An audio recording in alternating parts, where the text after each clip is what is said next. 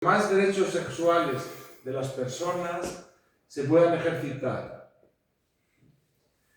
Y además la educación sexual nos va a dar un aspecto muy importante que es parte de la salud. Luego veremos que la educación sexual y la sexualidad no es solamente lo que conocemos como genitalidad, lo que está unido a los órganos genitales, que es lo poco que se enseña hoy día en las escuelas, sino que abarca absolutamente todo lo que tiene que ver con el ser humano.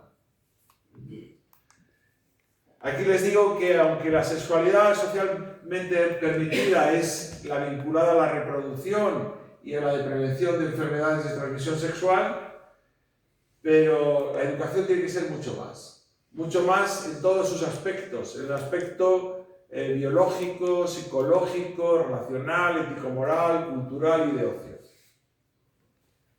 ¿Y para qué? Pues para el hecho permanente del ser humano, que lo dice la Organización Mundial de la Salud, de conseguir un bienestar, y en este caso específicamente en relación con la sexualidad.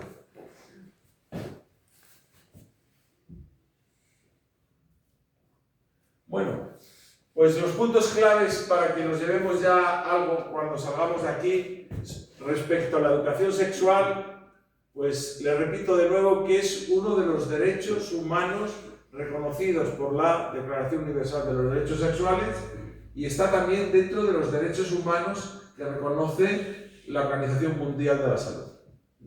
Que no solo debe basarse en la educación para la salud reproductiva y la prevención de las enfermedades de transmisión sexual, que debe formar parte del proceso que se lleva a cabo durante toda la vida, en el cual se van adquiriendo y transformando conocimientos, actitudes, valores, todos ellos relacionados con la sexualidad.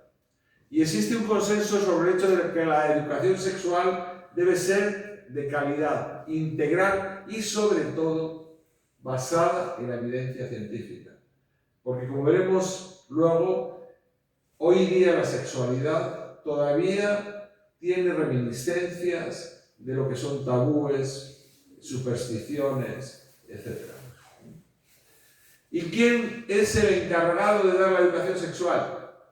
A ver quién pone la pluma aquí a la persona. Pues tiene que ser el personal sanitario, cosa que no se hace. Porque ni siquiera en las facultades de medicina hay una asignatura de sexualidad, ni en las de enfermería. Solamente en la Universidad de Granada, un amigo mío, hace 2 años, ha montado una cátedra de salud sexual en Granada. Entonces, bueno, pues vamos a seguir viendo esto que es muy importante, sobre la educación sexual.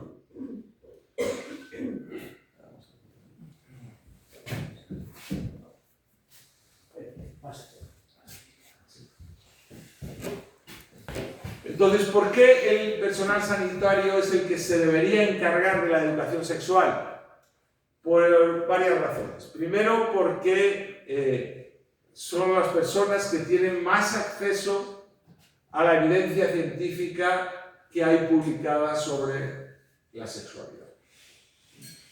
Y sobre los protocolos de investigación, sobre los diferentes aspectos y avances científicos, los que pueden hacer evaluación de los resultados de lo que están haciendo, pero hay que formar a más gente, porque como les decía, la sexualidad lo abarca todo, y hay gente, especialmente dentro de la sociedad, como jueces, policías, educadores, periodistas, funcionarios y las familias, porque debería recaer también en los padres parte de la formación sexual de los hijos. Pero ¿cómo van a hacerlo si ellos no lo saben?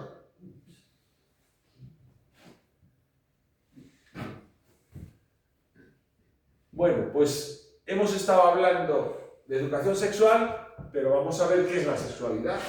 Porque les estoy diciendo muchas cosas y es posible que algunas no las entiendan. ¿Por qué? Porque en los últimos años ha producido debates interminables en la sociedad, abundantes teorizaciones, importantes investigaciones. No crean que hace muchos años. Master y Johnson, que luego hablaremos de ellos, son dos científicos americanos que estudian la sexualidad al final de los años 70. Como quien dice, hace 4 días.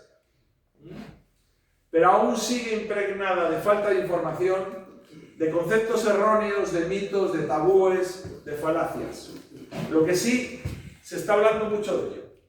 Y han aparecido conceptos que la mayoría de la gente no entiende, aunque estén todo el día en la televisión, porque se ha metido en la política muchos de estos aspectos. Entonces aquí les traigo los conceptos básicos que deberíamos comprender y les voy a poner ejemplos para que los entiendan bien, porque a veces es difícil comprender estos conceptos. Entonces, cuando hablamos de sexo, se refiere al conjunto de características biológicas que definen el aspecto humano como hombre o como mujer.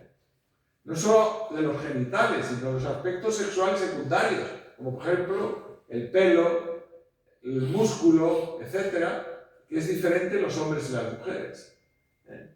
Luego está la genitalidad, que es el funcionamiento de los órganos genitales desde sus componentes biológicos, los genitales, y está íntimamente vinculado con la reproducción, pero no solamente en los seres humanos, en todos los mamíferos que tenemos el mismo sistema reproductivo. Y ahora entramos en un aspecto que es más polémico, la identidad de género. ¿Qué significa eso?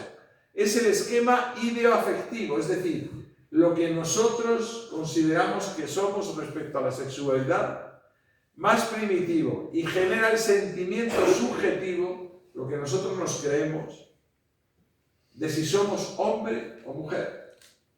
Y entonces se están dando cosas que ahora son muy polémicas y que se presentan frecuentemente en la sociedad, que gente con el sexo masculino o femenino y el género no coincide con el sexo. Y luego está el rol de género. ¿El rol de género qué es? El conjunto de comportamientos y significados acerca de las expectativas sociales apropiadas en cuanto al sexo masculino o femenino. Les pongo un ejemplo. Hoy día no se ve a un hombre con un abrigo rosa. Antes, un niño no se le veía jugar con muñecas. Eso forma parte del papel que jugamos nosotros. Y luego está la orientación sexual, que es la respuesta erótica con respecto a la elección individual de los objetos sexuales que elegimos como hombre o como mujer. Normalmente elegimos al sexo contrario. Pero como decía antes, dependiendo del rol de género que tengamos. Porque hay algunos que exigen el mismo sexo, eligen el mismo sexo. Bueno, pues una vez visto esto, estos conceptos, vamos a la definición que hace la Organización Mundial de la Salud del Sexo. Es una definición muy amplia. ¿Por qué? Porque nos dice que somos seres sexuados desde que nacemos hasta morimos. Y que la condición de ser humano es absolutamente algo unido a la sexualidad. Porque toda nuestra actividad durante la vida tiene que ver con el sexo. Y lo vemos en la definición. Dice, se refiere a una dimensión fundamental del hecho de ser humano. Somos seres humanos porque somos seres sexuados. Basada en el sexo, pero incluye el género, la identidad de sexo y género, la orientación sexual, el erotismo, la vinculación afectiva y el amor y la reproducción. Y se experimenta o se expresa en forma de pensamientos, fantasías, deseos, creencias, actitudes, valores, actividades, prácticas, roles y relaciones. Y la sexualidad es el resultado de la interacción de factores biológicos, psicológicos, socioeconómicos, culturales, éticos y religiosos o espirituales. díganme si queda algo de la actividad humana que no esté impregnado del sexo.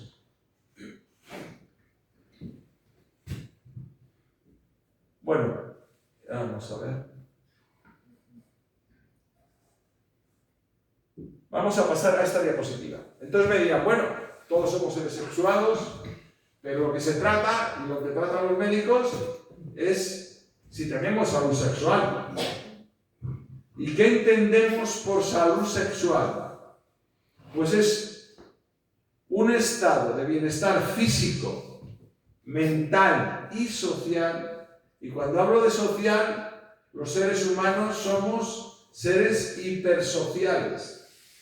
La mayor parte de nuestro cerebro es el cerebro social y nos distinguimos de los animales no en ser más inteligentes, sino en ser más sociales. Y el desarrollo de la humanidad se ha hecho a través de la socialización de la especie. Entonces, un estado de bienestar físico, mental y social en relación con la sexualidad, y no solo la ausencia de enfermedad, disfunción o incapacidad. Y para que la salud sexual se logre y se mantenga, lo primero que hay que hacer es que los derechos sexuales de todas las personas deben ser respetados. ¿Y cuál es el primer derecho? El de la educación sexual.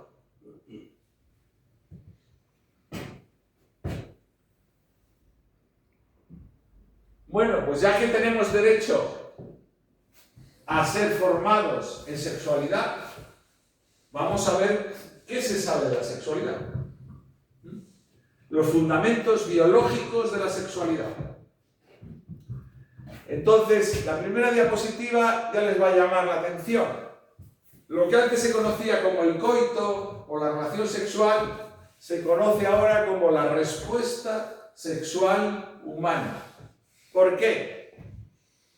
Porque se entiende como una compleja sucesión de cambios anatómicos que afectan a todo el cuerpo, no solamente a los órganos genitales, y que son producidos como consecuencia de cualquier forma de actividad sexual placentera.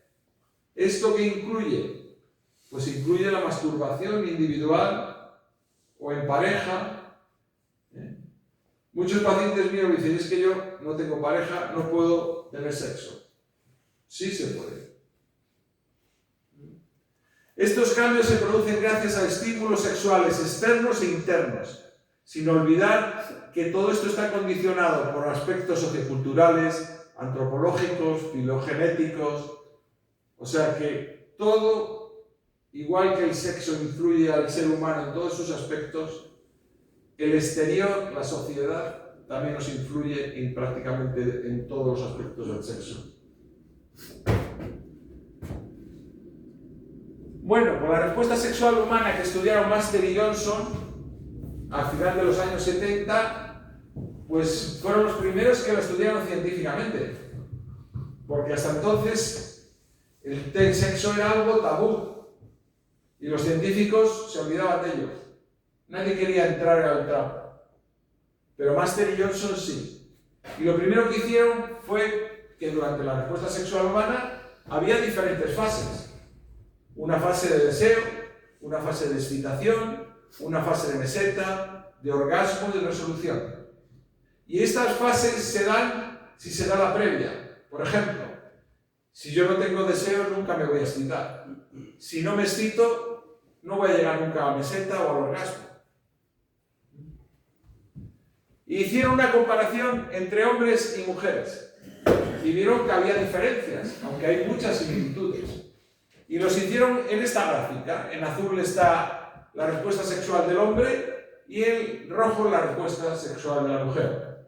Entonces vamos a ver varios aspectos que los diferencian. Por ejemplo, la fase de excitación en el hombre es mucho más rápida que la mujer es mucho más lenta. La mujer no tiene meseta, es un ascenso continuo hasta llegar al orgasmo. El hombre sí tiene una meseta y alcanza siempre el orgasmo antes que la mujer. Pero también tiene una fase de resolución más rápida. Esto ¿qué consecuencias tiene? La consecuencia es que si el hombre no excita a la mujer antes de llegar al orgasmo, la mujer nunca va a llegar al orgasmo, porque tiene una fase de resolución rápida. Aquí tenemos un poco el resumen de estas diferencias que encontraron Master y Johnson. Estas diferencias, algunas han cambiado, porque se han pasado años. Estamos hablando al final de los 70, ya pues más de 45 años. Ellos hablan del periodo refractario en el hombre y en la mujer no. ¿Qué significa eso? Significa que en el hombre, después de tener un orgasmo, no puede tener otro inmediatamente. En cambio, la mujer tiene uno o varios. Puede tenerlo, o ninguno. El periodo de excitación lo hemos visto en la gráfica, en el hombre rápido, en la mujer lento. El orgasmo, aquí pone que siempre, no es cierto. Eso se ha demostrado que no. El hombre puede llegar al orgasmo o no tener ningún orgasmo, lo que se llama anorgasmia. Y la mujer puede tener uno, múltiples o ninguno. El deseo. Antes se pensaba que el hombre siempre tenía deseo. Y no es cierto. También estaban equivocados. El hombre puede tener hipodeseo y la mujer, la principal causa de disfunción sexual es la falta de deseo. ¿Por qué? Porque el deseo se afecta por todo. Si uno está enfermo de cualquier cosa, le desaparece el deseo. Si psicológicamente está afectado por algo, le desaparece el deseo. Si tiene las hormonas bajas, por ejemplo el hombre, la testosterona y la andropausia, le disminuye el deseo. Más cosas que vieron Master y Johnson. La importancia del clítoris en el orgasmo de la mujer. Todos los orgasmos de la mujer son clitorianos. Tienen que ver con el clítoris. De hecho, es el único ser de la naturaleza, porque los animales no disfrutan con el sexo, el único ser de la naturaleza que tiene un órgano solamente para producirle placer. Porque es para lo único que sirve a la mujer. Entonces, ¿la mujer puede tener múltiples orgasmos? Desde luego que sí. En el hombre hay un punto que se llama de inevitabilidad eyaculatoria. ¿Eso qué quiere decir? Que el hombre llega a un momento en que va a tener la eyaculación y no puede retenerla. Por eso que apareció del sí es sí es una tontería. Y lo que lo pusieron no saben de qué hablan. Definición del periodo refractario tras la eyaculación de los hombres. Se lo decía antes. Después de la eyaculación, el hombre no puede tener otro orgasmo inmediatamente. En el hombre la eyaculación está unida al orgasmo. Y lo último, que para mí es lo más importante, es que reconocen la capacidad de disfrute sexual de los adultos de mayor edad. A toda la vida se puede disfrutar de la sexualidad. Estudiaron más cosas. Por ejemplo, las hormonas y los neurotransmisores que se producen durante la respuesta sexual humana. Aquí hay notables ausencias. Por ejemplo, la última, que se está hablando todavía muchísimo de ello, es una hormona que se llama oxitocina. La oxitocina está implicada en el parto. De hecho, para provocar el parto lo que hacemos es poner una infusión de suero con oxitocina. Pero ahora se ha visto que tiene unos efectos tremendos, lo veremos al final. Pero hay hormonas que están también y que la investigación que hicieron fue adecuada y con resultados positivos en el hombre y en la mujer, como puede ser la testosterona. La testosterona es la hormona masculina por excelencia, la que imprime los caracteres secundarios del hombre, que es el cabello, el pelo, etcétera, etcétera. Pero también la tiene la mujer. Lo que ocurre que en la mujer está en una proporción mucho más pequeña que las hormonas femeninas. ¿Qué ocurre en la mujer con la menopausia? Que disminuyen las hormonas femeninas, pero no disminuye la testosterona. Entonces, en condiciones normales, que la mujer no tenga enfermedad o problemas psicológicos, etcétera, etcétera, etcétera, en la menopausia a la mujer le aumentaría el deseo porque le aumenta o proporcionalmente se hace más notoria la testosterona y pierde el miedo a quedar embarazada. En el hombre, por el contrario, en la menopausia, ¿qué ocurre? Disminuye la testosterona, con lo cual disminuye el deseo.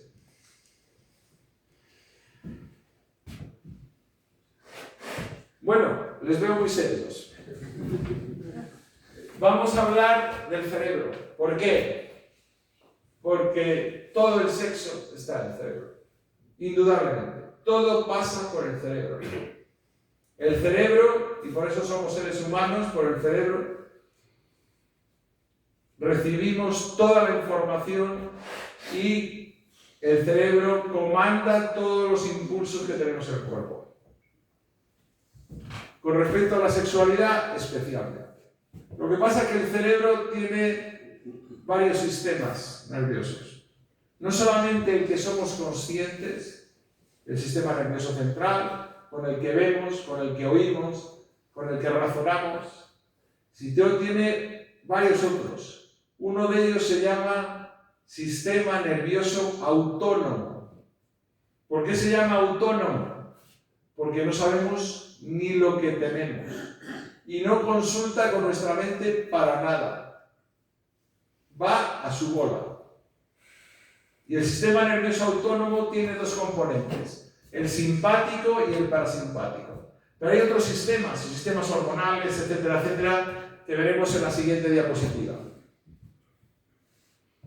Hay diferentes niveles de sistema nervioso, pero también nos comunicamos a través de hormonas que circulan con la sangre, etcétera, etcétera. Entonces, para que la respuesta sexual humana tenga todas esas fases, es necesario que todos los sistemas que tenemos estén funcionando adecuadamente. Entonces, esta es una de las posturas que luego les contaré, que es la más cómoda para la pareja, porque incluso sin en el hombre tener una erección adecuada, incluso sin la penetración, y para la mujer le pasa lo mismo, puede llegar la pareja al orgasmo de una forma más rápida y mejor. Bueno, pues vamos a hablar de la primera fase, de la excitación sexual. Es consecuencia de una estimulación física o psicológica. Y hay unos factores desencadenantes, como puede ser el contacto físico, el olfato, la vista, los pensamientos y las emociones. Y en el hombre, el signo más claro de la excitación sexual es la erección. Y en la mujer, la lubricación vaginal.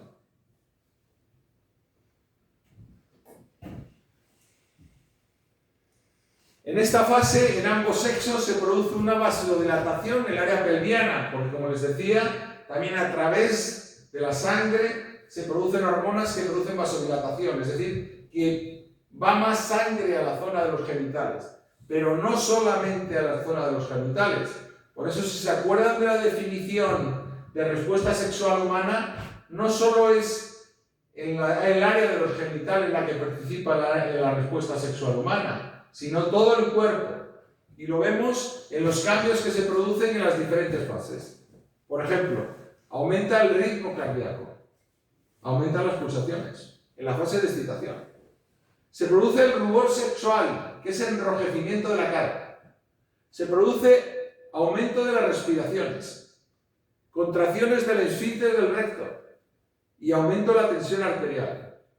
Y a mí me preguntan los pacientes, si yo acabo de tener un infarto, el que me suba la tensión y me suban las pulsaciones, ¿me puede perjudicar? Bueno, lo que sube generalmente depende de la edad, pero las personas de edad corresponde más o menos al esfuerzo que sube las pulsaciones y la respiración y la tensión de subir 2 pisos de escalera. Entonces, hemos dicho que existen unas reacciones extragenitales, fuera de los genitales, de la fase de excitación. Aquí los tenemos, en el hombre y en la mujer, prácticamente los mismos. Crecimiento y erección de los pezones, rubor sexual, que es el enrojecimiento de la cara, tensión y contracciones musculares, aumento de la tasa respiratoria, aumento del ritmo cardíaco, aumento de la presión sanguínea y contracciones del esfínter del recto. Bueno, pero no tenemos más remedio que ir a los genitales del hombre y la mujer, porque son los que participan de manera más cercana, aunque como hemos visto todo el cuerpo está involucrado en la respuesta sexual humana. Y el hombre con la edad tiene algunos problemillas. Vamos a ver la anatomía para enterarnos bien de cuáles son esos problemillas. A la parte de arriba vemos la vejiga, que es la mancha más grande que vemos ahí. La vejiga, todo el mundo sabemos que recibe la orina que viene de los riñones a través de los uréteres y luego sale de la vejiga por un conducto que en el hombre es muy largo porque va por dentro del pene, que se llama la uretra. Pero nada más salir la uretra de la vejiga atraviesa otra glándula, que es la próstata. ¿Quién no ha oído hablar de la próstata? Y sigue después de pasar por la próstata y se mete por uno de los cuerpos que tiene el pene, que es el cuerpo esponjoso. Lo vamos a ver mejor luego. Pero hay más cosas. Todo el mundo sabe también que los espermatozoides, que es las células germinales del hombre, que al juntarse con el óvulo de la mujer producen el embrión, pues se producen en el hombre en el testículo. Encima del testículo hay un reservorio de espermatozoides, y cuando se produce el orgasmo, la oxitocina hace que ese reservorio, que se llama el epidídimo, expulse los espermatozoides que salen por la uretra para fecundar el óvulo que tiene la mujer en el útero. Entonces, ese conducto vemos que pasa por detrás de la vejiga. Esto es una representación anatómica que no es real, pero bueno, para entendernos nos sirve. Y luego atraviesa la próstata para desembocar en la uretra. Pero no solo desemboca en la uretra el conducto deferente, el que lleva los espermatozoides. También otra glándula que se llama vesícula seminal, que también atraviesa la próstata. Pero hay otra que está fuera que se llama glándula de Cooper. Entonces, el líquido espermático que contiene los espermatozoides que se forman en el testículo, contiene las secreciones que produce la propia próstata, contiene lo que produce la vesícula seminal y la glándula de Cooper. Todo eso es el contenido del líquido espermático que eyacula el hombre. Problemas que ocurren con la edad. Crece la próstata. Cuando crece la próstata, ¿qué ocurre? Se comprime la uretra y no se vacía bien la vejiga al orinar. ¿Eso qué puede ocurrir? Que se produzca una retención de orina en la vejiga. Esa retención de orina lo que hace es que se infecta la orina. Por continuidad, al estar al lado de la próstata, también se infecta la próstata y se produce una prostatitis, inflamación e infección de la próstata. Al inflamarse, si ya estaba obstruida la uretra, puede llegar a ocluirse totalmente y para orinar necesita sondar a la persona. Meterle una sonda desde el extremo del pene. Incluso a veces, cuando hay un cáncer de próstata, no pasa la sonda y hay que hacer una punción suprapúbica directamente en la vejiga para sacar la orina. Más cosas. Cuando uno tiene problemas de próstata, se tiene que levantar muchas veces por la noche para ir al baño, pues va al médico y dice, oiga, a ver qué pasa, que yo no duermo. Es que estoy todo el día levantándome al baño. Y el médico de familia dice, bueno, pues vamos a darle unas pastillitas estas que ya vea cómo mejor. Un antiprostático para disminuir la hipertrofia de la próstata. Y lo suele conseguir, por lo menos al principio.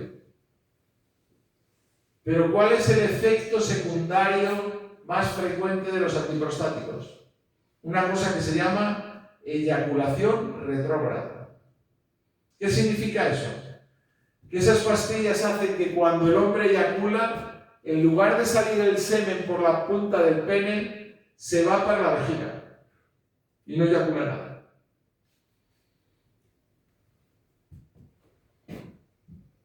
Bueno, ya hemos hablado un poco del sistema de bomba, por así decirlo, del aparato genital masculino. Ahora vamos a ver el sistema de la grúa. ¿Por qué se produce la erección? La erección se produce porque dentro del pene los hombres tenemos una especie de 3 neumáticos. 2 cuerpos cavernosos y un cuerpo esponjoso. Por dentro del cuerpo esponjoso va la uretra, hasta que termina en el meato urinario. Entonces, ¿cómo se produce la erección? Pues la erección se produce porque entra sangre arterial en estos cuerpos a la presión que tenemos en el aparato de la tensión. Es la misma tensión. Entonces, ¿qué ocurre? Si un hombre tiene la tensión muy baja, nunca va a poder tener una buena erección, porque no tiene presión.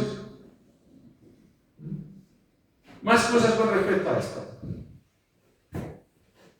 Como decíamos, la uretra va por dentro del cuerpo esponjoso.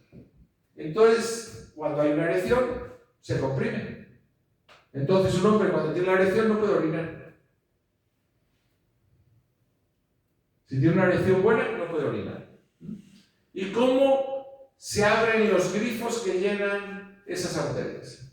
Pues esos grifos se producen porque hay un mecanismo que hace el sistema nervioso autónomo, que les decía antes, que no podemos controlar.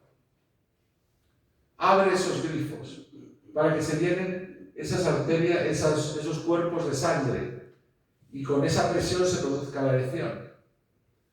Pero además hace que se cierren las venas, porque este sistema tiene que drenarse, porque si la sangre se quedara dentro del pene, que es lo que ocurre cuando hay una enfermedad que se llama priapismo, que es una erección muy sostenida durante mucho tiempo, esa sangre que está dentro se coagula.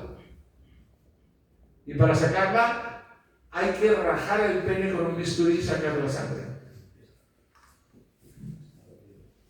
Entonces, todo esto que aparece en el porno, de que tiene erecciones de horas y horas, todo eso es mentira. El hombre no puede tener una erección que dure muchos minutos, porque puede haber consecuencias.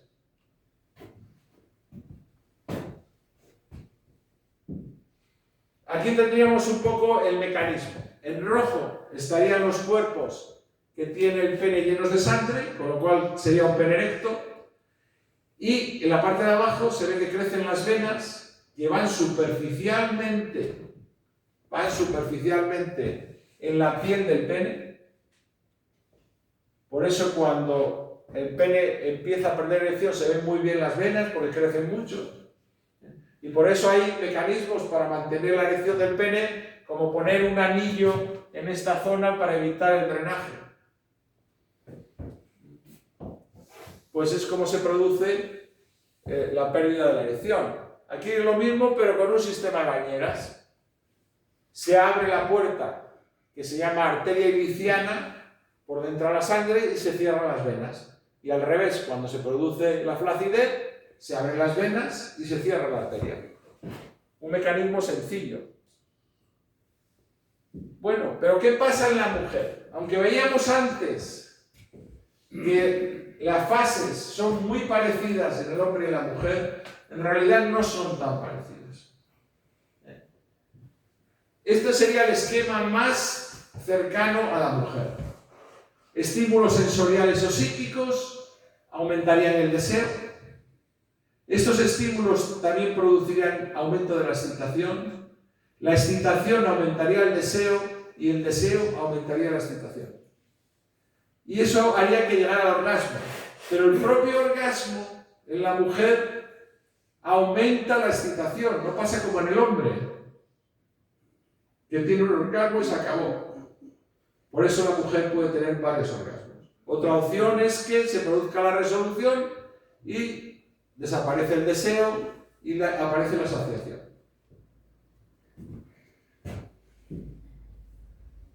Otro aspecto importante. Les decía que todos los orgasmos de la mujer son clitorianos. Bueno, pues hasta el año 69, que lo descubre la doctora O'Connor, una australiana, no se conocía la anatomía del clítoris de la mujer. De hecho, hoy día la mayoría de las mujeres no lo conocen. El clítoris no solamente es el capuchón y el glande que aparece en la vulva, sino que va por los labios mayores, los labios menores y la parte superior de la vagina, que es la que conecta con los labios menores. ¿Eso qué significa? Pues significa que el estímulo de la mujer con la penetración solo es en la parte inicial de la vagina y que toca muy poco al clítoris, con lo cual muchas mujeres, aunque tengan una penetración para llegar al orgasmo, tienen que masturbarse. Otro aspecto importante, siempre se ha hablado, porque todo esto son falacias y tabúes, de que un pene grande puede estimular mucho más que uno pequeño a la mujer. No es cierto, porque el estímulo de la vagina es al inicio de la vagina. Aquí vemos un poco la anatomía real de la mujer. Esto sería el clítoris y el resto serían los labios mayores, los labios menores, la entrada a la vagina, la uretra, etc. Bueno, y me dirán, ¿y por qué un cardiólogo se mete en el tema sexual? Pues nos ha preocupado desde hace muchos años. Este es un estudio que se hizo en la Sociedad Europea de Cardiología, que como verán ahí está publicado en la Revista Europea de Cardiología en el año 2013. Y les leo lo que pone en inglés. Dice, consejo sexual para individuos con enfermedad cardiovascular y sus parejas. ¿Por qué? Porque la calidad de vida de los seres humanos tiene que ver mucho con la sexualidad. Bueno, pues vamos a hablar, ya hemos hablado de teorías, ya hemos hablado de anatomía, hemos hablado de definiciones, vamos a hablar de aspectos prácticos. Y vamos a empezar por lo que les dije antes, que tiene hoy día muchísima relevancia, que es la oxitocina. La oxitocina y el nervio vago, que es el principal nervio del sistema autónomo y lo que se llama el parasimpático, el que hace que se produzca la erección en el hombre, la lubricación en la mujer, etc. Bueno, la oxitocina. Hoy día se la llama la hormona del amor y de la confianza. Como cualquier otra proteína, tiene 9 aminoácidos, que son los componentes más sencillos de las proteínas. Y se produce en el sistema nervioso central, es decir, en el cerebro. En una parte del cerebro que se llama el hipotálamo. ¿Y qué ocurre en el hipotálamo? Es donde se controla el estado de ánimo, la frecuencia cardíaca y la sensación de hambre. Entonces, la producción de oxitocina va a tener que ver con el estado de ánimo que tengamos, con las pulsaciones que tenemos y con el hambre que tengamos. Por eso en la luna de miel los novios no se acuerdan de comer. ¿Cuándo aumenta esta oxitocina? Pues aumenta cuando tenemos relaciones sexuales, cuando nos abrazamos, cuando tenemos un orgasmo. ¿Y qué hace esta hormona? Protege el sistema cardiovascular de las lesiones, los vasos del corazón. y reduce la presión sanguínea, reduce la inflamación, que es el componente principal de la placa de ateroma que provoca el infarto de miocardio, y la difusión de radicales libres, que es lo que se mete en las placas de ateroma. Pero todavía quedan más cosas de la oxitocina. La oxitocina está predominando para que se produzcan determinados procesos biológicos dentro de nuestro organismo, como por ejemplo el nivel mecánico del útero. ¿Esto qué quiere decir? Que cuando una mujer va a dar a luz, se tiene que contraer el útero para expulsar al feto o al bebé. Eso se hace gracias a la oxitocina.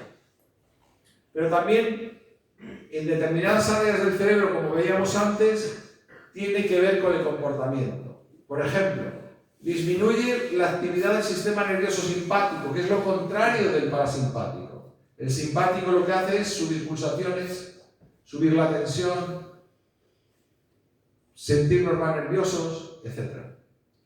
En cambio, el parasimpático lo que hace es producir efectos antiestrés, nos baja la tensión, nos baja el ritmo cardíaco y produce hormonas antiestrés que nos van a dar bienestar, relajación y también una cosa muy importante, nos va a regular la temperatura o el sentimiento que tenemos de la temperatura corporal. En el caso del hombre, la oxitocina interviene en el orgasmo, como os decía. ¿Para qué? Para que la próstata, las vesículas seminales, etcétera, se contraigan para producir el líquido espermático.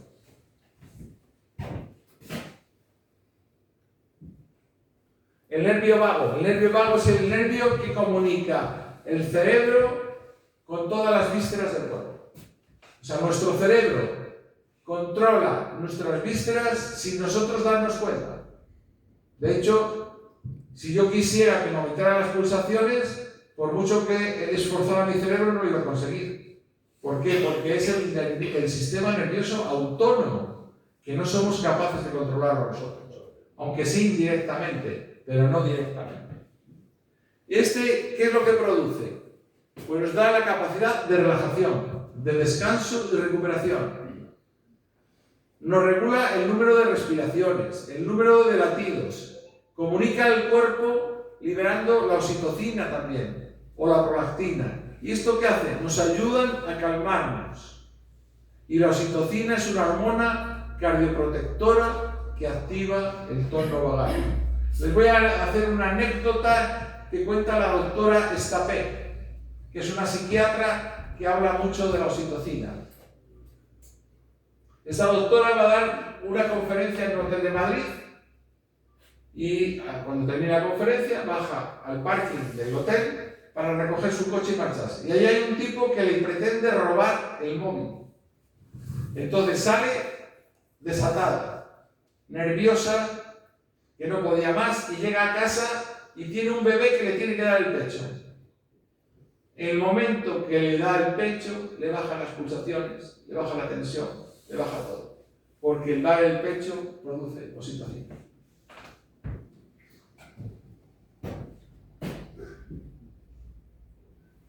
Y me dirán, pero nosotros ya estamos en edad de esto. Pues aquí lo tenemos. Por supuesto que hay problemas, y todos los conocemos, de vivir la sexualidad en la edad madura. Los más frecuentes, pues son los que impiden o desarrollan un completo de la vida sexual, como puede ser la falta de pareja, aunque antes les he dicho que la masturbación puede suplirla perfectamente. Especialmente cuando se empiezan a cumplir años, pues uno de los miembros puede fallecer. Pero hay otro tipo de problemas, no solamente la falta de pareja, sino la carencia de privacidad. ¿Por qué? Porque hay gente que vive en residencias, o con familia, con los hijos, etc. O tiene limitación de la autonomía, no puede hacer lo que quiere, o depende de su entorno, tiene que asistir a uno, a otro, o dificultad física para mantener las relaciones sexuales. Estos cambios que genera la edad, por supuesto que afectan la respuesta sexual. pero no todos tienen que considerarse negativos y sin solución. Lo que más ocurre es que la desinformación y la ignorancia sobre la propia sexualidad son más comunes de lo que se cree. Yo diría que muy comunes. Y no solo en esta etapa de la vida, hasta los chavales hoy día no tienen formación sexual. La sexualidad que aprenden, la aprenden de la pornografía.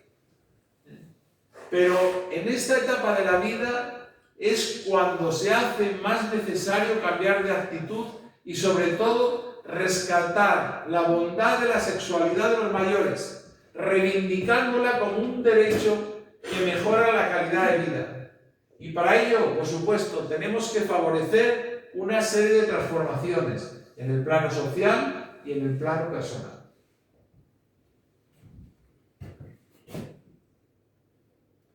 Bueno, pues les estoy diciendo que pueden tener dificultades, pero para todo hay soluciones. Por ejemplo, las posturas. Les enseñaba la postura antes en que la mujer está encima del hombre, que no necesita el hombre tener una buena erección, que la mujer no necesita tener penetración para llegar al orgasmo, pero puede haber otras, como por ejemplo la cucharita, en la que el hombre se pone de lado, detrás de la mujer también de lado, que pues requieren menos esfuerzo físico. Luego hay que conocer los puntos erógenos. ¿Lo que más excita a la mujer? Por supuesto el clítoris, pero ya conocemos que la anatomía del clítoris no solamente es la zona que aparecía siempre en la vulva, sino que también los labios mayores, los labios menores, etc. Y los puntos erógenos secundarios. En el hombre, no se lo he dicho, la zona más sensible es el glande, la punta del pene. En el hombre y en la mujer hay otros órganos, otras partes del cuerpo que también son puntos erógenos, de segundo orden, y que son muy particulares. Pero hay gente que les excita que le acaricien las orejas, hay otra gente que no, como ejemplo, etc. Por eso, en la pareja tiene que haber comunicación respecto a los gustos sexuales y respecto a lo que a uno le gusta más.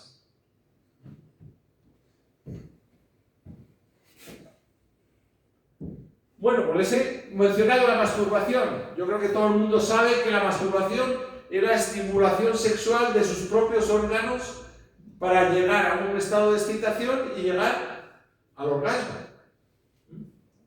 Pero la masturbación también puede ser mutua, en pareja. ¿Por qué no? Si lo que se pretende es que los dos tengan satisfacción. Y puede sustituir perfectamente, como les decía, al sexo sin penetración. Y ya para terminar, les voy a contar algo que les cuento a mis pacientes, porque yo, dentro del programa de formación que tengo con los pacientes después de que han tenido un infarto, les doy 3 clases. Bueno, les doy 10 clases, pero 3 son de educación sexual. Una para hombres, otra para mujeres y otra para la pareja. Entonces, al cardiópata le importa mucho cuando se va de alta, acaba de tener un infarto, está asustado. No va a querer tener relaciones sexuales, pero no solo eso, sino la pareja tampoco, porque tiene miedo que le dé otro infarto mientras tiene las relaciones sexuales. Entonces, ¿qué le digo yo? Que las relaciones sexuales pueden continuarlas inmediatamente después del alta. ¿Por qué? Porque van a reducir la presión sanguínea, la inflamación, la producción de radicales libres que actúan sobre la placa de ateroma e incluso sobre el metabolismo celular. Y han salido nuevos estudios en animales que todavía no están probados en humanos, que la oxitocina puede hacer que se restaure el daño ocasionado por el infarto en el corazón. Y con esto, yo creo que ya habéis hablado mucho. ¿Alguna pregunta?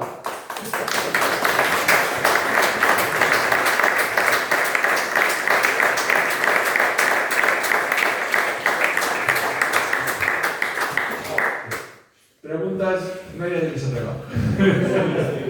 Muy bien, bueno, muy bien. Un voluntario. Más que pregunta es lo que me decía un amigo, que decía, en general, la enfermedad se producía por 3 causas principales: el estrés, el miedo y el mentirse a uno mismo, también a los demás. Y en eso pues también va el tema de la sexualidad, que se ha metido miedo generalmente.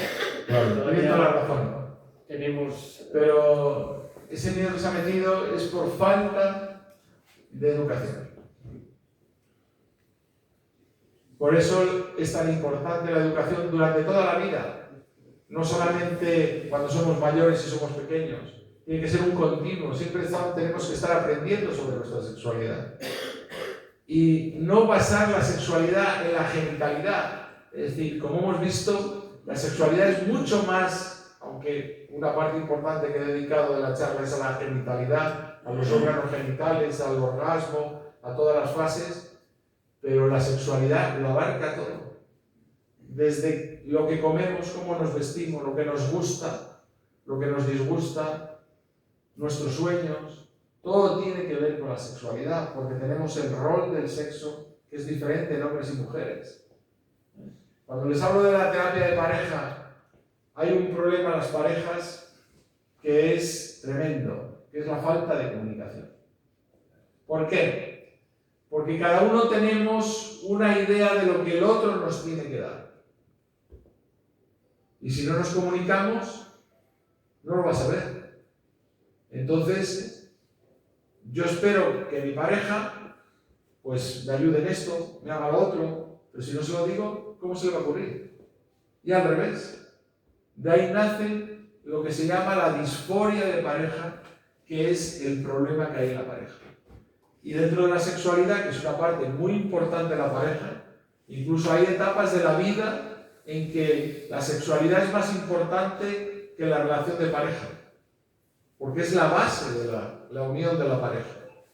De hecho, hay autores que piensan que la pareja se asienta como una banqueta de 3 patas. Una es la intimidad, que es la sexualidad. Otra es la confianza y otra es el compromiso. Como una banqueta de 3 patas, si uno de las 3 patas se rompe, se cae la pareja. Ya bien sea por el lado sexual, por el lado de la confianza o por el lado del compromiso. Sí, es que también lo que solía decirse, ahora se me ha ido la idea, pero es eso, cuando hay relaciones de querer llegar, digamos, de empezar, es que me da miedo de ser rechazado. Y hay que decir, el que muestra sus sentimientos no es valiente. Eso es lo que hay. Bueno, eso es algo natural y común.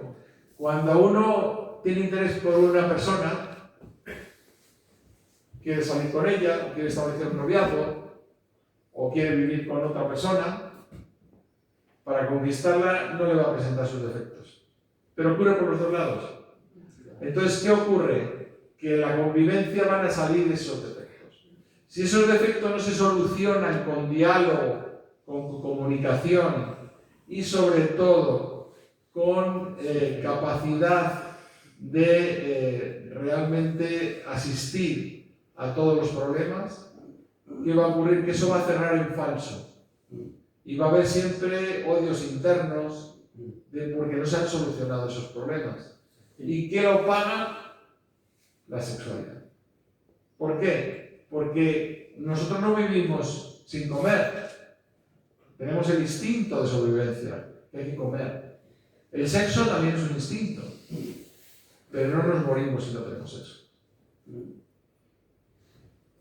Sí, es que la sinceridad tiene que reinar, si no... ¿Alguna pregunta más? Yo sí quería. ¿Sí? Es que me llama la atención que nos ha comentado que, por ejemplo, solo los seres humanos sienten placer. Sí. Entonces yo estaba recordando una de mis amigas, profesora veterinaria aquí en León, pues me contaba que cuando va a las granjas de cerdos, entonces les están extrayendo semen a cerdos para, bueno, Sí, para fecundar a las hembras. exacto. Y resulta que dice que nada más le ven la bata los cerdos se baban y están todos con la lengua afuera, como deseando que empiecen la maniobra. Ya, pero... Entonces, no sé si es porque... No, porque el placer es algo cerebral. El aumento de las secreciones es excitación. Entonces ellos lo recuerdan, porque son mamíferos. Recordemos que los cerdos son los animales que más se nos parecen. Son animales que les produce excitación el hecho de que saben que van a eyacular cuando ve la bata blanca. No porque les produzca placer. Esteban, que ya llegué yo tarde, pero ya. A recuperar. Acaba yo. Es la segunda vez que te escucho y intentaré escucharte otras 500 veces más, pero me quedo con algo que has dicho que creo que es súper importante, lo de la confianza y la comunicación, fundamental. Pero yo me gustaría preguntarte, y no sé si esta es una pregunta que te he hecho más veces, eso que escuchamos algunas veces, o que se escucha algunas veces, es que me duele la cabeza, es que no sé qué, es que ¿cómo se puede? No sé, ¿hay alguna fórmula que se te ocurra? Lo acabo de explicar. Pues no me he enterado, perdona. Vamos a ver. He dicho que dentro de la pareja, cuando quedan conflictos sin resolver, hay una especie de, venganza, por así decirlo, que siempre lo paga el sexo.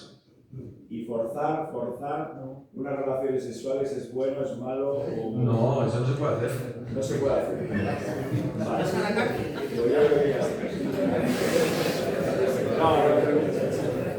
Hablo de pareja, no hablo... Tampoco. Hablo de pareja. Que tampoco.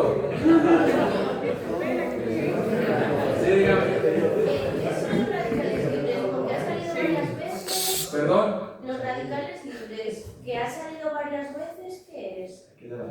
Los radicales libres son productos químicos que hay en la sangre y en la naturaleza que producen oxidación. Y la oxidación, ¿qué hace? Pues que el colesterol malo, el LDL, pueda oxidarse y se mete entre las capas de las arterias y lo que produce la aterosclerosis. Gracias. ¿Más preguntas? Ya no se atreven a decir más. Está todo muy claro. Bueno, eso me dicen siempre. El problema es cuando les paso un test para que lo respondan luego. Bueno, pues nada. Espero que les haya servido y que sobre todo les habrá abierto un poco la mente para que piensen un poco más en el sexo.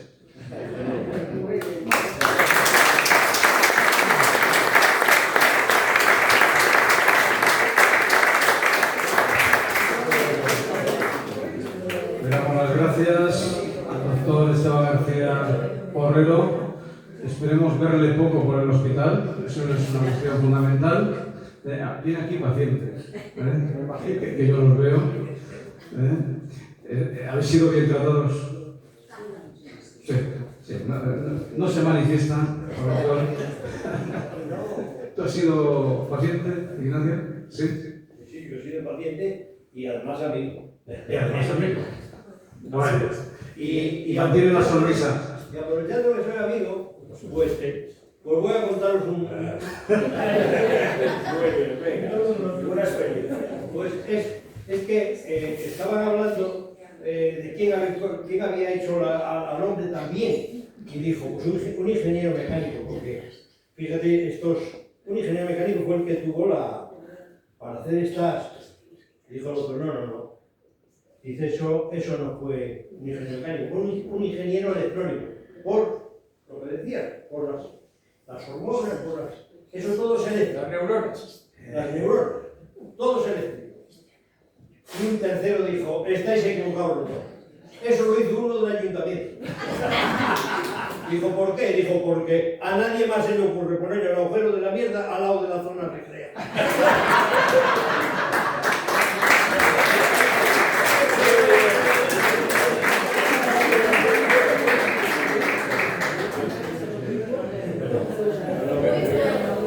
Muchas gracias por esa guita, Ignacio. Entre otras cosas, la alegría tiene que ser buena para la sexualidad. Es fundamental, porque una sexualidad seria y amargada, imposible. Muchas gracias, es un placer ver la sala de Renacimiento llena. Son ustedes unos privilegiados, pero los que patrocinamos todo esto y lo movemos nos sentimos así, pagados y compensados. Queremos verles así muchas veces. Esta es su casa. Muchas gracias, doctor, de nuevo. A vosotros. Hasta la próxima.